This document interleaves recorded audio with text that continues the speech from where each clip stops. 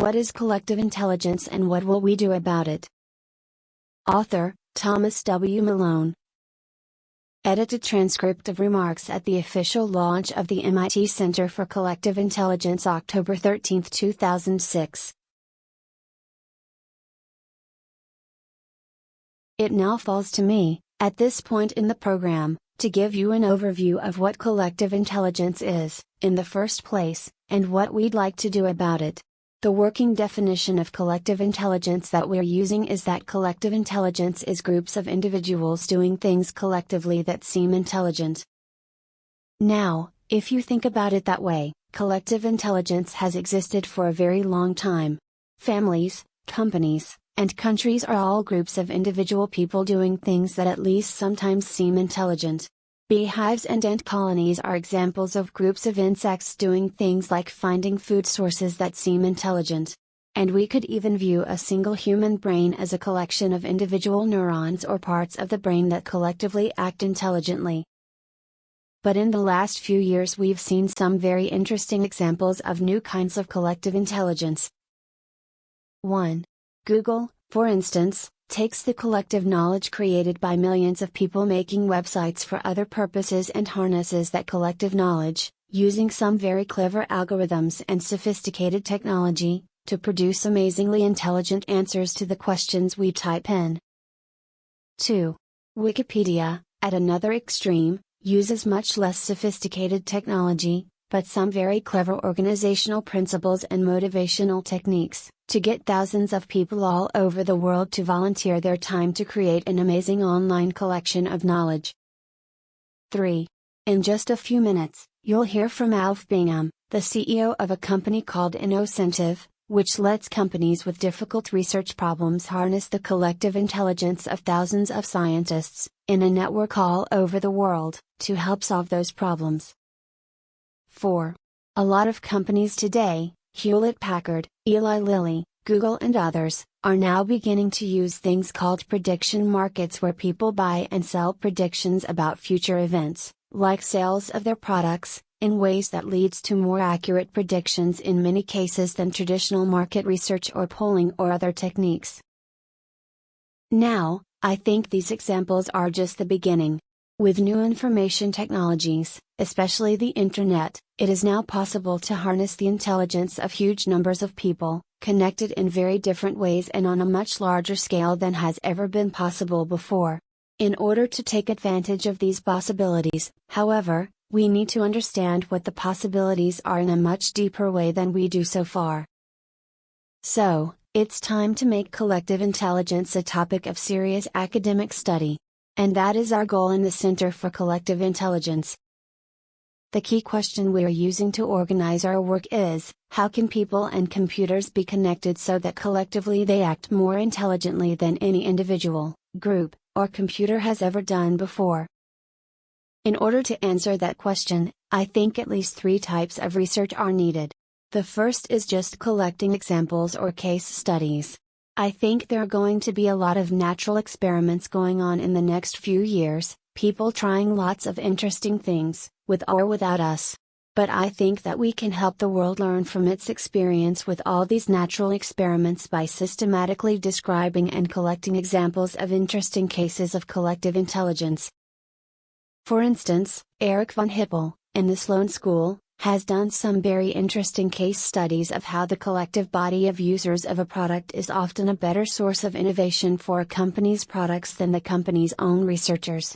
This kind of case study research is common in business schools, but it is certainly not the only kind of research we need to do. Another kind of research we need to do is something that is more typical in an engineering school. That is to create new examples of the phenomena we want to study.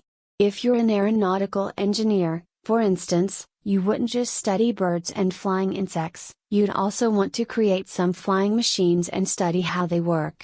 In our case, that means we want to create some new examples of collective intelligence and study how they work. For instance, Mark Klein in the Center for Collective Intelligence is leading a group of people in a nascent project that hopes to harness the collective intelligence of thousands of people around the world to help deal with the problems of global climate change. We have some specific technical ideas about how to combine computer simulation techniques with online ways of representing issues and positions and arguments that we think may be helpful in this process. In the process of creating new examples, we hope to advance the state of the art and to learn new design principles not just for the technologies, by the way, but also for the human, the organizational, the social, and the motivational systems that are needed for these systems to work effectively. But case studies and creating new examples are not the only things we need to do. I think we also need to do systematic studies and experiments. For instance, in some cases, we'll find examples of things that work well, but we won't know why from just a case study. So we need to do systematic experiments to help figure those things out. This is the kind of research that would be more often done in a school of science or a school of social science. For example, Sandy Pentland, in the Media Lab, Dražen Prelec, in the Sloan School, and Josh Tenenbaum, in the Brain and Cognitive Sciences Department, are all doing different laboratory experiments about different ways of helping groups make predictions more effectively. But these three things, case studies, new examples, and systematic experiments, are not the only things we need to do. We also need new theories to help tie all these things together. I think that is especially important in the case of collective intelligence because there's now a lot of hype and prejudice going around about collective intelligence. On the one hand, there are people who think that collective intelligence is magic, and if you just had it, it'll make everything wonderful. For instance, there is a book called The Wisdom of Crowds by James Surowiecki who, by the way, does not believe what I just said. But many people who've heard about his book do believe it. They think that just doing things collectively will make everything great.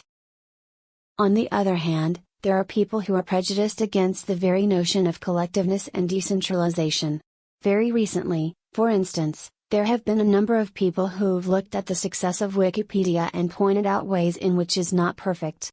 And then, based on that, they have argued that nothing without central control can ever be successful. Now, I think both of these extremes are equally wrong. Sometimes collective intelligence is good, sometimes it isn't. Sometimes it works, and sometimes it doesn't. A very important part of our goal is to help put a more solid scientific foundation under the claims in this area. Fortunately, we don't have to start from scratch in doing that. There's already a lot of good work that has been done in many fields, including psychology, organization theory, artificial intelligence, brain science and others. Part of what we want to do is to help organize the work that has already been done. But even if we had already organized all of the results of all of the previous research, there would still a lot to learn. New technologies are now making it possible to organize groups in very new ways, in ways that have never been possible before in the history of humanity. And no one yet understands how to take advantage of these possibilities. We certainly don't have all the answers yet, we're just beginning to ask the questions. We hope we can make a contribution just by helping to frame the questions better and also contribute to scientific understanding in many different disciplines and help us understand new and better ways to organize businesses, to conduct science, to run governments, and, perhaps most importantly, to help solve the problems we face as society and as a planet.